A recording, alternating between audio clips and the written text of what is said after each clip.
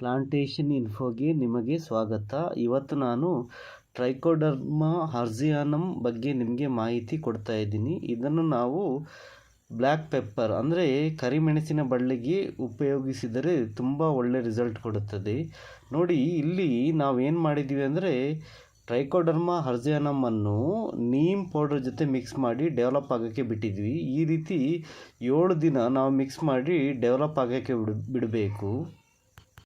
Develop ಆದ ಮೇಲೆ ನೋಡಿ, ಈ ರೀತಿಯ ವುಡನ್ ಸ್ಟಿಕ್ ಅಂದರೆ ಕೊಕ್ಕೆ ನೋಡಿ, ಈ ರೀತಿಯ ಕೊಕ್ಕೆ ಮಾಡಿಕೊಂಡು ಮರದ ಕೋಲಿನ ಸಹಾಯದಿಂದ ಈ ರೀತಿಯ ಕೊಕ್ಕೆ ಮಾಡಿಕೊಂಡು ನಾವು ಪ್ರತಿಯೊಂದು ಮೆಣಸಿನ ಬಳ್ಳಿಗೆ ಅಪ್ಲೈ ಮಾಡಬೇಕು. ಟ್ರೈಕೋಡರ್ಮಾದಿಂದ ತುಂಬ ಬೆನಿಫಿಟ್ ಇದೆ. ಇದು ಪ್ಲ್ಯಾಂಟ್ ನ್ಯೂಟ್ರಿಯೆಂಟ್ ಅಪ್ಟೇಕನ್ನು ಇನ್ಕ್ರೀಸ್ ಮಾಡುತ್ತದೆ. ಹಾಗೆಯೇ ಎಫೆಕ್ಟಿವ್ಲಿ ಪ್ಲ್ಯಾಂಟ್ ಗ್ರೋತನ್ನು ಕೂಡ ಜಾಸ್ತಿ ಮಾಡುತ್ತದೆ. ನೋಡಿ, ಇದನ್ನು ಈ ರೀತಿಯ ಕೋಲಿನ ಸಹಾಯದಿಂದ ಮಣ್ಣನ್ನು ಸ್ಕ್ರೇಪ್ ಮಾಡಬೇಕಂದ್ರೆ ಗಿಡದ ಸುತ್ತಲೂ ಸ್ಕ್ರೇಪ್ ಮಾಡಿ ಅನಂತರ ಅಪ್ಲೈ ಮಾಡಬೇಕು. ಈ ಟ್ರೈಕೋಡರ್ಮಾ ಹರ್ಜಿಯಾನಮನ್ನು ಅಪ್ಲೈ ಮಾಡೋದರಿಂದ ಪ್ಲ್ಯಾಂಟಿನ ಗ್ರೋತ್ ತುಂಬ ಚೆನ್ನಾಗಿ ಆಗುತ್ತದೆ. ಹಾಗೆಯೇ ಇದು ಫಂಗಲ್ ಪ್ಯಾಥೋಜನನ್ನು ಕಿಲ್ ಮಾಡುತ್ತದೆ ಹಾಗೂ ಫುಟ್ ರಾಟ್ ಫೈಟೋಪ್ತರವನ್ನು ಪ್ರಿವೆಂಟ್ ಮಾಡುತ್ತದೆ. ಇದೊಂದು ಬಯೋ ಫಂಗಿಸೈಡ್ ಆಗಿರೋದ್ರಿಂದ ನಿಮಗೆ ತುಂಬ ಫಂಗಲ್ ಇನ್ಫೆಕ್ಷನ್ಗಳನ್ನು ಅವಾಯ್ಡ್ ಮಾಡುತ್ತದೆ. ಹಾಗಾಗಿ ಇದನ್ನು ನೀವು ನಿಮ್ಮ ಮೆಣಸಿನ ಬಳ್ಳಿಗೆ ಹಾಕಿದರೆ ಉತ್ತಮ ರಿಸಲ್ಟನ್ನು ಕೊಡುತ್ತದೆ.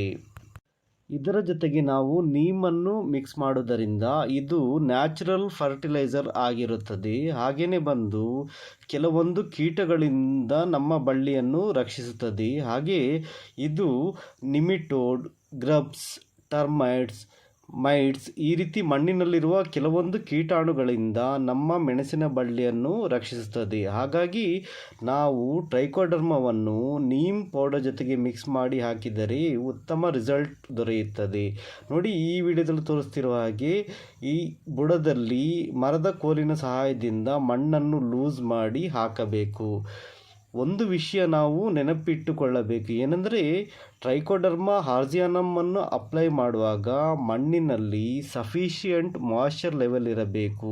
ಮಾಯ್ಶ್ಚರ್ ಲೆವೆಲ್ ಇಲ್ಲದಿದ್ದರೆ ನಾವು ಟ್ರೈಕೋಡರ್ಮಾವನ್ನು ಅಪ್ಲೈ ಮಾಡಿ ನಮಗೆ ಏನೂ ಯೂಸ್ ಆಗೋದಿಲ್ಲ. ಹಾಗಾಗಿ ನಮ್ಮ ಮಣ್ಣಿನಲ್ಲಿ ಸರಿಯಾದ ತೇವಾಂಶ ಇದ್ದರೆ ಮಾತ್ರ ನಾವು ಟ್ರೈಕೋಡರ್ಮಾವನ್ನು ಅಪ್ಲೈ ಮಾಡಬೇಕು. ನೋಡಿ, ಸರಿಯಾದ ಮಾಯ್ಶ್ಚರ್ ಲೆವೆಲ್ ಇದ್ದರೆ ನಾವು ಅಪ್ಲೈ ಮಾಡಿದ ಟ್ರೈಕೋಡರ್ಮಾ ಈ ರೀತಿ ಡೆವಲಪ್ ಆಗುತ್ತಾ ಹೋಗುತ್ತೆ. ನೋಡಿ, ಈ ವಿಡಿಯೋದಲ್ಲೂ ತೋರಿಸ್ತಿದ್ದೀವಲ್ಲ, ಈ ರೀತಿ ಡೆವಲಪ್ ಆಗುತ್ತದೆ.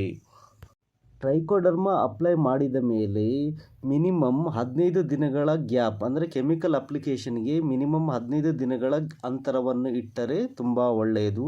ಹಾಗೂ ಸರಿಯಾದ ಮಾಯ್ಶ್ಚರ್ ಇದ್ದರೆ ಮಾತ್ರ ಅಪ್ಲೈ ಮಾಡಬೇಕು.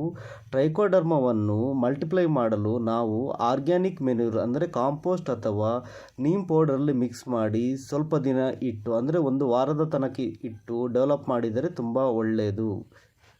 ಕಾಂಪೋಸ್ಟ್ ಅಥವಾ ನೀಮ್ ಪೌಡರಲ್ಲಿ ಟ್ರೈಕೋಡರ್ಮಾವನ್ನು ಮಿಕ್ಸ್ ಮಾಡಿ 7 ದಿನ ಇಟ್ಟರೆ ಅದರ ಕೌಂಟ್ಸ್ ಜಾಸ್ತಿ ಆಗೋದರಿಂದ ತುಂಬ ವೇಗವಾಗಿ ಮಣ್ಣಿನಲ್ಲಿ ಬೆಳೆಯುತ್ತದೆ.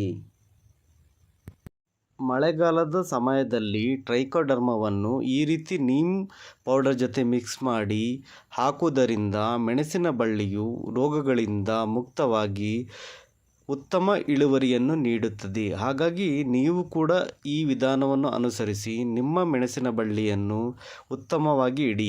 ಈ ವಿಡಿಯೋ ಇಷ್ಟ ಆದರೆ ಪ್ಲೀಸ್ ಲೈಕ್ ಮಾಡಿ, ಹಾಗೆ ಶೇರ್ ಮಾಡಿ, ಹಾಗೆ ನಮ್ಮ ಚಾನಲ್ ಸಬ್ಸ್ಕ್ರೈಬ್ ಮಾಡಿ, ಹಾಗೆ ನಮಗೆ ಸಪೋರ್ಟ್ ಮಾಡಿ. Thank you.